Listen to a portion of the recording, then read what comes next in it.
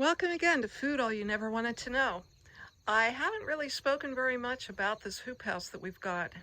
We actually found it at an extremely cheap price because we were at the farm show and they were selling the model that they had there. So it was a really good deal. It's something we had wanted for a long time and we were trying to save up for it and we just weren't making it. So the deal made it a little more possible. Our hoop house is 20 feet wide and 40 feet long. Oh, there are the chicken pens. They're so happy. Anyway, happily, it came with the roll-up sides, which is awesome. So you basically just take this handle and you turn it. You turn it to go up, or you turn it the other way to go down. It can be slightly tricky till you learn how, but it's worked really well. We also raised it up a little bit because we wanted a higher top for this hoop house. And as I mentioned before in another one of my videos, we installed chicken wire along the edge because we got a groundhog in it one day, and that was not a fun experience. So anyway,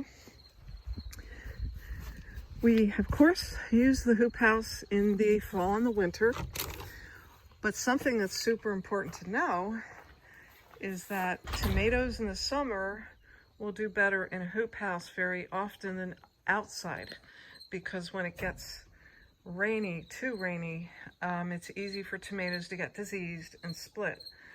And some other things that we use in the summer in here are the sweet potatoes. I showed in another video how you can actually eat sweet potato leaves. So they're underground. Since we are in zone 6, it's very important for them to have a long season. I tried Lima beans this year. They're not quite to the point of picking. This is October 11th. So I'm hoping they have enough time. Another thing that does better in the hoop house than outside is eggplant. And this is a beautiful eggplant. And I'm gonna look at my little cheat sheet cup. This is Rosita eggplant. It's very mild. It's delicious. And as you can see, it's a gorgeous color. So I'm putting that in my bucket over there. And I might get a few more too. And as you've seen before, our rosemary plant became a perennial in here because it doesn't quite get cold enough for it to die. It probably shouldn't be able to live in zone 6. So anyway, we're trying a big experiment this year. Peanuts. We'll see.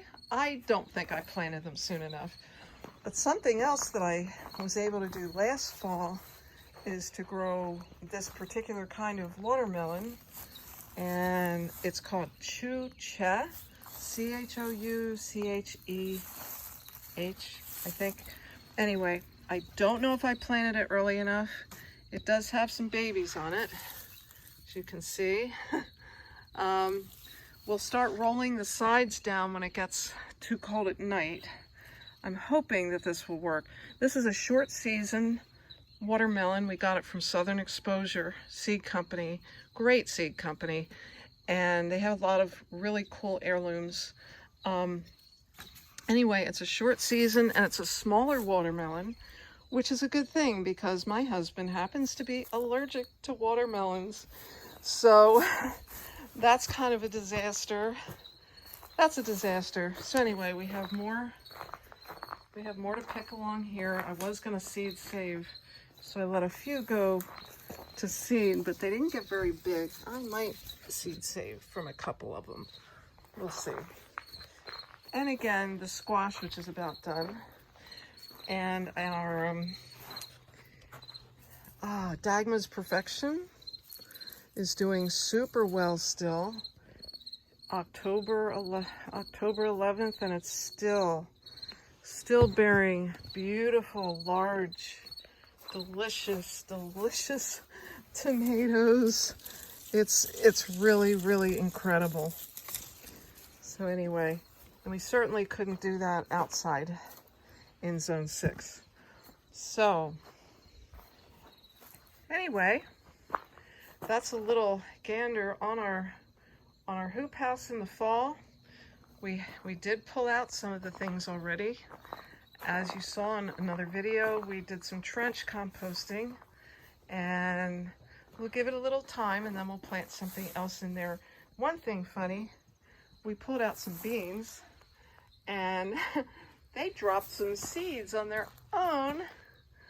We have a few bean plants growing, bush beans. Don't know how far they'll get, but anyway, that's kind of cool. So anyway, remember to like, share, and subscribe. Again, this is food all you never wanted to know.